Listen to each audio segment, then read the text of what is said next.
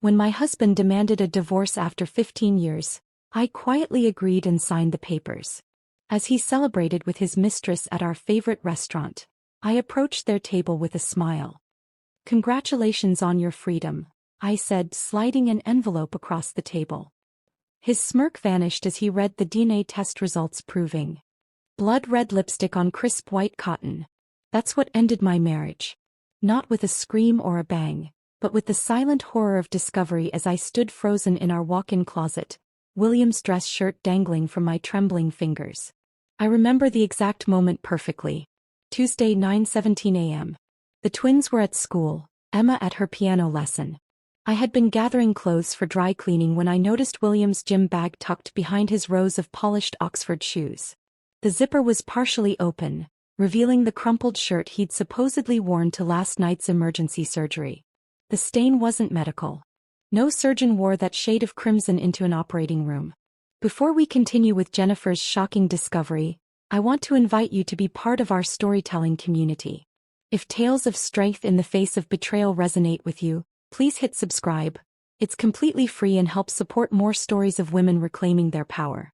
Now let's see how this seemingly perfect life begins to unravel. I stood there, heart pounding, as 15 years of marriage crystallized into this single, damning piece of evidence.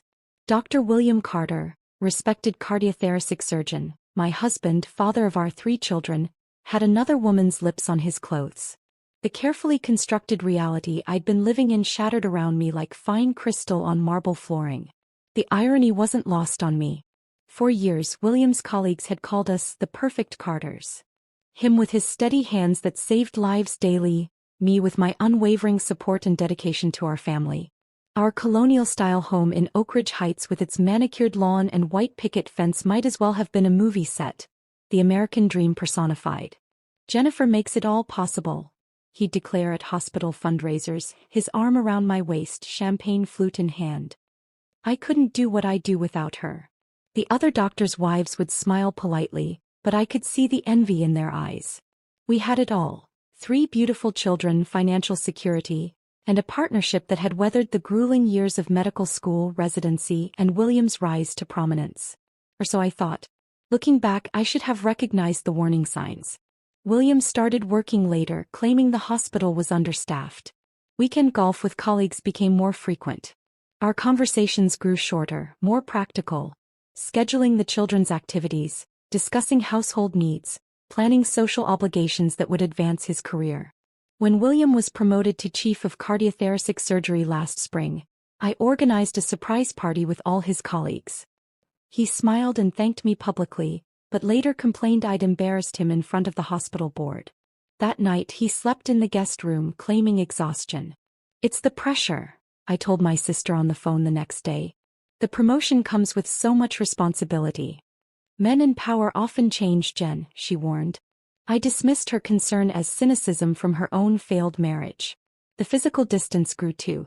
William claimed fatigue from 18-hour surgeries when he turned away from my touch.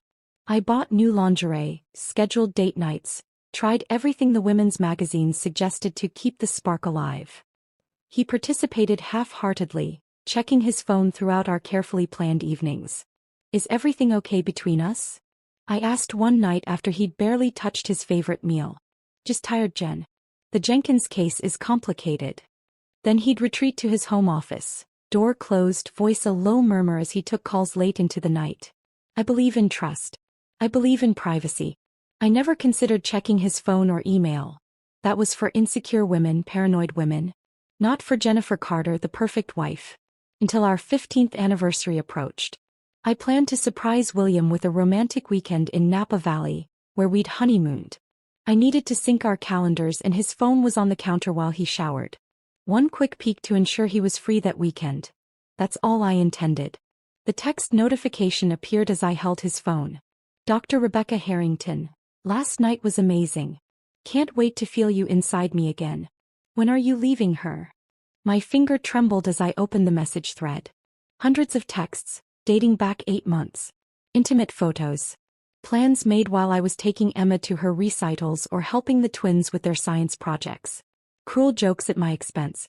"William, she's planning some big anniversary surprise. Rebecca, Poor thing. Still thinks there's something to celebrate. I quietly replaced the phone, made his coffee as usual, kissed him goodbye as he left for the hospital. Then I vomited until there was nothing left but bitter bile. That night, after the children were asleep, I confronted him in our bedroom. The same room where we'd conceived our children, where we'd held each other through the miscarriages before turning to IVF, where he'd comforted me through my father's death. "Are you sleeping with Rebecca Harrington?" My voice was surprisingly steady. William didn't even flinch. He removed his watch, placed it methodically on his nightstand. "Yes." "How long?" "Does it matter?" He looked at me with such coldness I didn't recognize him. "I want a divorce, Jennifer." The calculated cruelty of his tone shocked me more than the words. This wasn't a confession. This was an execution. "Why?" I whispered. "I've outgrown this life. Outgrown us." He gestured around our bedroom as if it were a prison cell. "I've given 15 years to this marriage, to these children. I'm 45. If I'm going to start over, it needs to be now." "Start over?" "We built this life together, William. Everything you are. Everything I am." His laugh was bitter. "I save lives daily. What do you do, Jennifer? Bake cookies for school fundraisers? Organize my sock drawer? I built this life despite the anchor of domesticity." His words struck like physical blows. I'd put my own teaching career on hold to support his medical school dreams, managed our home and children so he could focus on advancing his career, hosted countless dinner parties with hospital administrators to help him network. "You'll be taken care of financially," he continued as if discussing a business transaction. "The children will adjust. Children always do." That night he slept in the guest room. I lay awake, reconstructing the past 15 years, wondering if anything had been real. In the morning he left for the hospital before dawn. On the kitchen counter he'd left a business card for his lawyer. The perfect life I thought we'd built had been a mirage. The cracks had always been there. I'd just been too dedicated to our illusion to see them. What I didn't know then was that the lipstick stain and affair were just the visible fractures in a foundation that had been compromised from the beginning.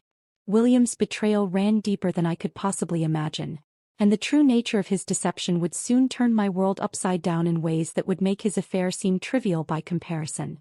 The day after William left his lawyer's card, I made an appointment with Patricia Winters, the most ruthless divorce attorney in Oak Ridge Heights. I needed to understand my options to prepare for the battle ahead. Patricia's first instruction was clear. "Document everything, Jennifer. Especially the finances." That evening, after tucking the children into bed with reassurances that Daddy's just busy at the hospital, I opened our home safe. Inside lay 15 years of financial records, tax returns, investment statements, property deeds. As I sorted through the papers, discrepancies began to emerge like dark threads in what I'd thought was a seamless fabric. Monthly withdrawals, $5,000, $7,500, sometimes $10,000, from our joint savings account to an entity called Riverside Holdings. No explanation, no paper trail showing where this money ultimately went. Over the past 2 years, nearly $250,000 had disappeared. I contacted our bank the next morning. The account manager was hesitant but eventually confirmed my suspicions. Riverside Holdings was a limited liability company registered solely in William's name. The money trail ended there. "Is this normal in divorces?" I asked Patricia during our follow-up meeting, sliding the bank statements across her mahogany desk. "Heidi assets. Unfortunately, yes." She examined the documents through narrow reading glasses. "But this pattern suggests something more calculated. Something long-term." It was during this conversation that Patricia mentioned Dr. Nathan Brooks. "The name came up in another case of mine," she explained. "Former colleague of your husband. Left Ashford Medical Center 3 years ago under interesting circumstances. Might be worth a conversation." I remembered Dr. Brooks vaguely, quiet, dedicated, always slightly uncomfortable at hospital functions. He'd simply vanished from the medical community without explanation. William had dismissed my questions with professional differences. Nothing interesting. It took 5 calls to track down his current practice, a modest family clinic 40 miles outside the city. His receptionist was protective, but when I mentioned William's name, she immediately transferred me. "Mrs. Carter." His voice carried a weight that made my stomach tighten. "I've been expecting your call for years." We met at a coffee shop halfway between our homes. Dr. Brooks had aged considerably since I'd last seen him. Deep lines around his eyes, prematurely gray hair. He ordered black coffee and studied me with a clinical gaze. "I knew this day would come," he said quietly. "I just didn't know which of us would break first, me with my conscience, or William with his arrogance." What he revealed over the next hour shattered what remained of my world. "The fertility clinic at Ashford had a problem," he explained, voice barely above a whisper. "Several couples reported failed IVF procedures despite optimal conditions. I noticed inconsistencies in the lab reports, slight differences in documentation versus actual procedures." My hands trembled around my untouched latte. We had gone through 3 rounds of IVF to conceive the twins, another 2 for Emma. Each failure had been devastating, each success miraculous. I began investigating quietly. The clinic director, Dr. Mercer, was falsifying results, substituting specimens, manipulating success rates to maintain the clinic's reputation and funding. When I confronted him, he admitted William was aware. More than aware, complicit. "That's impossible," I whispered. "William wanted children. We both did." Dr. Brooks slid a thumb drive across the table. "Hospital records. Lab reports. William's signature authorizing procedural modifications. His euphemism for tampering with specimens. Including yours." "Why?" My voice cracked. "Why would he do this?" "Originally, career advancement. Mercer was on the board that later promoted William to chief. But with your tastes." He hesitated. "William has a hereditary heart condition, hypertrophic cardiomyopathy. Mild in his case, but with a 50% chance of passing it to his children. A surgeon with his ambition couldn't risk children with a condition that might reflect poorly on his professional judgment." The implications crashed over me like a tidal wave. I gripped the edge of the table to steady myself. "So during our IVF treatments, he ensured his sperm was never actually used. The clinic used anonymous donors instead. William knew exactly what he was doing." I left the meeting with the thumb drive burning a hole in my purse and a recommendation for a discreet genetic testing service. That night, after the children were asleep, I collected DNA samples. Hair from their brushes, saliva from their toothbrushes. I included one of William's combs from the master bathroom he no longer used. The 2-week wait for results was excruciating. William had accelerated the divorce proceedings, demanding custody evaluations, claiming my emotional instability made me an unfit mother. His lawyer sent intimidating letters questioning my ability to financially support the children, suggesting my contribution to the family had been minimal. They offered a settlement that would leave me with barely enough to survive. A calculated move to force me into submission. Meanwhile, I maintained appearances, helped the twins with their science projects, attended Emma's recital, smiled at school drop-offs, nodded politely when other mothers asked about William's absence. "Hospital schedule," I'd say. "You know how it is." At night, I researched medical ethics violations and fertility fraud. The cases I found were devastating. Doctors using their own sperm instead of donors, clinics mixing up embryos, families discovering biological truths decades later. But nowhere did I find a case like ours. A husband deliberately ensuring his children weren't biologically his, creating a family on false pretenses while maintaining the fiction of genetic connection. The testing company called on a Tuesday morning. The woman's voice was professional, detached. "We have your results, Mrs. Carter. Would you like me to email them, or would you prefer to discuss them over the phone?" "Email," I whispered, knowing I needed to see the evidence with my own eyes. The clinical language of the report couldn't soften the blow. The alleged father is excluded as the biological father of the tested children. The probability of paternity is 0%. I printed 3 copies. One for my lawyer. One for the safety deposit box I'd opened in my name only. And one that I slipped into a cream-colored envelope with the Ashford Medical Center logo, taken from William's home office during those weeks of pretending nothing had changed. My hands didn't shake anymore. The devastation had crystallized into something harder, colder. This wasn't just about an affair or hidden assets. This was about a fundamental betrayal that had begun before our children were even conceived. William had deprived me of choice. He had constructed an elaborate lie that shaped 15 years of my life, my identity as a mother, our children's very existence. All while positioning himself as the generous provider, the dedicated father, the brilliant surgeon saving lives. The truth changed everything. And I now possessed the power to make sure it changed everything for him too.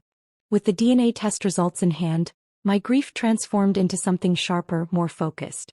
William had constructed a false reality for 15 years, and now I would dismantle it, methodically, completely.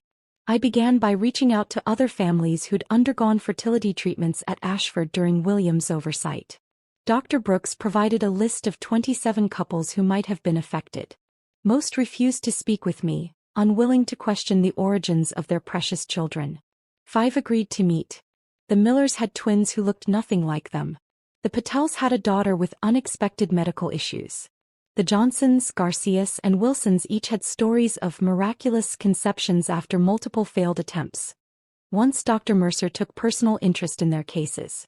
"We were just so grateful," Sarah Wilson told me, tears streaming down her face. "We never questioned the how." My search led me to Diane Fletcher, a former nurse who'd worked at the fertility clinic for 12 years. We met at her small apartment outside the city, where she lived surrounded by filing cabinets. "I kept records of everything," she explained, her hands trembling slightly as she pulled out a leather-bound journal. "Patient names, procedural modifications, signatures authorizing changes. They thought I destroyed it all when I left." "Why didn't you report them?" I asked. Diane's smile was bitter. "I did. Hospital administration, medical ethics board, even the police. Every time the investigation disappeared. Your husband has powerful friends, Mrs. Carter." She showed me entries dating back 8 years. Meticulous documentation of specimen substitutions, falsified consent forms, procedural irregularities. William's signature appeared repeatedly, authorizing protocol adjustments in cases with genetic concerns. "And my case?" I asked quietly. Diane turned to a page marked with my name and dates matching our IVF procedures. Special instruction from Dr. Carter himself. Specimen replacement authorized due to quality concerns. No donor identification recorded. I photographed every page, every signature, every damning note. As I was leaving, Diane pressed a business card into my hand. Medical Ethics Investigation Unit. Ask for Agent Dawson. Tell him I sent you. Michael Dawson worked for a joint task force investigating healthcare fraud. He'd been building a case against Ashford for 18 months but couldn't penetrate the wall of silence surrounding the fertility clinic. "Your evidence could be the key," he explained during our first meeting. "But we need more financial records showing kickbacks, recorded admissions of guilt, testimony from someone currently inside." I committed myself to gathering what he needed while maintaining the facade of a woman reluctantly accepting divorce. I smiled sadly at William during mediation sessions, agreed to temporary custody arrangements, pretended to consider his insulting financial settlement. "You're being surprisingly reasonable, Jennifer," William remarked after one particularly tense meeting with our lawyers.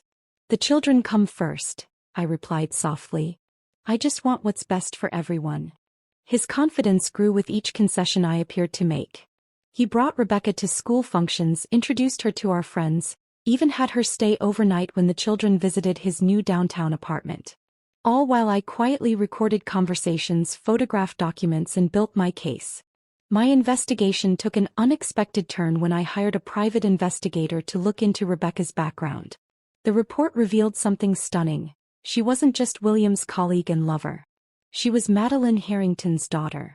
Madeline Harrington had been William's patient 5 years ago, a routine valve replacement that ended in tragedy when William allegedly made an error during the procedure. The hospital investigation cleared him of wrongdoing, concluding Madeline had failed to disclose a medication that complicated her surgery. The truth, buried in records Agent Dawson uncovered, was that William had been operating on minimal sleep after a weekend with Rebecca in Chicago. His error was covered up, the records falsified, the family paid off with Ashford funds. Madeline's husband died a year later from stress-induced heart failure, leaving Rebecca alone. She'd changed her last name, erased connections to her past, and methodically worked her way into William's life, first as a colleague, then as his mistress. Her revenge had been years in the making, just like mine was now. I debated confronting her, perhaps even suggesting we work together, but decided against it. Rebecca's motivations were emotional, volatile. Mine needed to be calculated, precise. Over the next month, I gathered testimonies from former clinic employees, documented the money trail from Ashford to Riverside Holdings to offshore accounts, and secured sworn statements from patients whose treatments had been compromised. Agent Dawson built a legal case while I constructed something more personal: the complete dismantling of William Carter's carefully crafted image. I recorded William during one of our co-parenting discussions, subtly steering the conversation toward the fertility treatments. "The twins have your eyes," I mentioned casually. "Good genes," he replied, distracted by his phone. "Do you ever wonder if they inherited your heart condition?" His head snapped up. "What?" "Hypertrophic cardiomyopathy. Dr. Brooks mentioned it." William's face darkened. "Brooks should keep his mouth shut about things that don't concern him." "Don't our children's health concerns concern him?" "Concern me. There's nothing to worry about," he dismissed. "I had them tested years ago. They're fine." "How could you test them without telling me?" "I'm their father and a doctor. I made a medical decision." The recording captured every word. His acknowledgement of the condition, his admission of testing our children without my knowledge, his continued pretense of biological connection. It was the final piece Agent Dawson needed. The timing couldn't have been more perfect. The annual Ashford Medical Center Gala was approaching, the most prestigious event on the hospital's calendar. William had been selected to receive the Physician of the Year award for his groundbreaking contributions to cardiothoracic surgery and unwavering ethical standards. The invitation arrived at our house, still addressed to both of us despite our pending divorce. William texted that he'd be taking Rebecca as his date, but I was welcome to attend, if it wouldn't be too awkward. I replied with the perfect blend of wounded dignity and gracious acceptance: "I wouldn't miss it. You deserve this recognition." What William didn't know was that I had already met with the hospital board chairman, sharing select pieces of evidence. A special session had been scheduled immediately preceding the gala. A session where Agent Dawson would present the full case against William, Dr. Mercer, and the fertility clinic.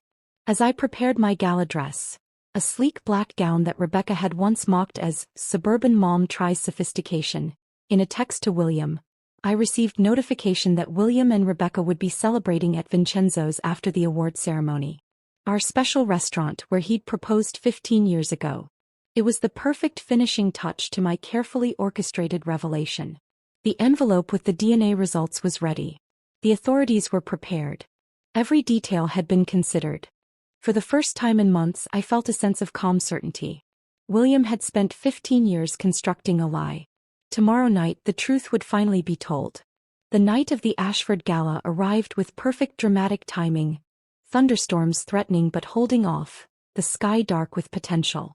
I entered the hotel ballroom alone, wearing the black dress William had always said made me look trying too hard. My hair was swept up, diamond earrings, a gift from a husband who no longer existed, catching the light as I moved through the crowd of medical elite. I spotted William immediately, holding court near the stage, arm possessively around Rebecca's waist. She wore crimson, the same shade as the lipstick that had started this cascade of revelations. Hospital board members clustered around them, laughing at his jokes, admiring his perfect companion. The picture of success. The secret board meeting had concluded just 30 minutes earlier. I'd watched from a side room as Agent Dawson presented the evidence: financial records, patient testimonies, Diane Fletcher's detailed documentation. The board members' expressions transformed from skepticism to shock to grim resolution. The hospital's legal counsel had immediately contacted the district attorney's office. William, of course, knew none of this as he accepted congratulations for his upcoming award. He didn't know that police officers were positioned at every exit, waiting for the signal from Agent Dawson. Didn't know that his perfectly constructed life was minutes from implosion. I mingled quietly, accepting condolences for my failing marriage from colleagues' wives who'd always seen me as nothing more than an accessory to William's brilliance. "So brave of you to come tonight," whispered Margaret Reynolds, the chief of surgery's wife. Her sympathy was genuine even as her eyes tracked William and Rebecca. "I wouldn't miss seeing William receive the recognition he deserves," I replied with a smile that made her visibly uncomfortable. The awards ceremony proceeded as planned. The hospital board chair, Dr. Helena Winters, decided that the public revelation would be more effective than a quiet arrest. William ascended the stage to thunderous applause, accepting the crystal trophy with practiced humility. "Medicine isn't just science," he intoned into the microphone. "It's a sacred trust between doctor and patient. Ethics must guide every decision, every procedure, every moment in the operating room." I watched Rebecca during his speech, the slight tension in her shoulders, the calculated adoration in her eyes. She was playing a role just as I had for 15 years, but for very different reasons. Our gazes met briefly across the room and something passed between us. A recognition of sorts. Two women who knew the real William Carter. After the ceremony they left for Vincenzo's just as planned. I followed 20 minutes later, the cream envelope secure in my clutch. The restaurant hadn't changed. White tablecloths, soft lighting, Italian opera playing softly in the background. The maitre d' recognized me immediately. "Mrs. Carter. How wonderful to see you again. Your husband mentioned you might join them." He had. Interesting. William was either supremely confident or setting the stage for some public humiliation. Either way, it played perfectly into my plan. They were seated at our old favorite table near the windows. William had ordered the 1982 Bordeaux we'd shared on our anniversary 5 years ago. The bottle between them cost more than a month of groceries for our children. William saw me first. His expression shifted from surprise to smugness, clearly assuming I'd come to make some desperate plea. Rebecca turned, her perfect features arranging themselves into a mask of polite concern. "Jennifer." William's voice carried that patronizing tone he'd perfected. "This is unexpected." "Is it?" I approached their table, calm and collected. "You told the maitre d' I might join you. A courtesy mention. I didn't think you'd actually come." Rebecca shifted uncomfortably. "Perhaps I should give you two a moment." "Please stay," I replied, meeting her gaze directly. "After all, you've earned your place at this table, Rebecca. Or should I call you Rebecca Harrington?" The color drained from her face. William's brow furrowed in confusion. "What are you talking about?" he demanded. "Rebecca knows." "Don't you, Rebecca? Daughter of Madeline Harrington. The patient whose death you covered up, William. The woman whose heart valve you replaced while exhausted from your weekend with her daughter in Chicago. Ironic, isn't it?" William turned to Rebecca, comprehension dawning. "Is this true?" Her silence was confirmation enough. I seized the momentary confusion to place the cream-colored envelope on the table. "Congratulations on your freedom," I said quietly. "I think you'll find this interesting reading." William's hand trembled slightly as he opened it, removing the DNA test results. I watched as his expression transformed, confusion, then disbelief, then horror as understanding dawned. "This is impossible," he whispered. "Is it? You ensured your sperm was never used during our IVF treatments. You falsified medical records. You lied to me for 15 years about our children's very existence." Rebecca stared at the paper, then at William. "What is she talking about?" "Nothing," William snapped, attempting to regain control. "Jennifer's fabricating stories because she can't accept our divorce." "Then you won't mind explaining this to the hospital board," I replied, gesturing toward the restaurant entrance where Dr. Winters and several board members now stood with Agent Dawson. "Or to the district attorney's office. Or to our children." William's face contorted with rage. "You vindictive." "Choose your next words carefully," Agent Dawson interrupted, approaching our table. "Dr. William Carter, I'm placing you under arrest for medical fraud, financial crimes, and ethical violations under the Medical Practice Act." The restaurant fell silent as Dawson recited Miranda rights. Rebecca sat frozen, her own revenge supplanted by something far more comprehensive than she'd planned. "You've been planning this," William hissed as an officer handcuffed him. "All those months of playing the agreeable ex-wife. 15 years, William. You had 15 years of living your lie. I needed 3 months to expose it." As they led him away, Rebecca remained at the table, staring at her half-empty wine glass. "I didn't know about the children," she said quietly. "I believe you," I replied. "Your mother deserved justice too." In the weeks that followed, the story exploded across medical and mainstream news. William faced multiple felony charges, his medical license suspended pending trial. The fertility clinic was shut down pending a complete investigation. Dozens of families came forward, seeking answers about their children's genetic origins. The financial repercussions were immediate and comprehensive. William's hidden assets were frozen. The court appointed a forensic accountant who traced every dollar he'd diverted. My children's financial future was secured through a trust established with recovered funds. Dr. Brooks approached me after William's preliminary hearing. Ashford is establishing an ethics review committee to oversee reproductive services when they reopen. They've asked me to lead it. Congratulations, I said sincerely. Actually, I suggested we co-chair it. Your perspective would be invaluable. The offer surprised me.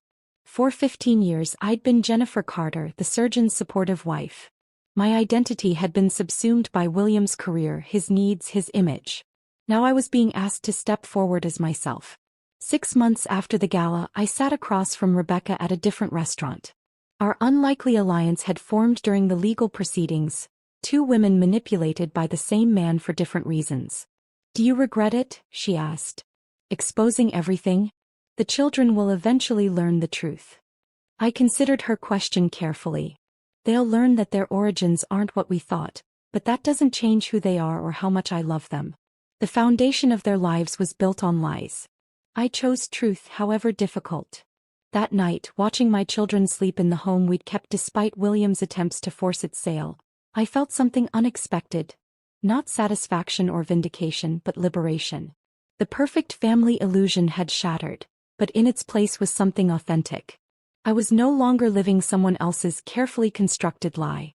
For the first time in 15 years I was authoring my own story. Messy, complicated, and absolutely mine.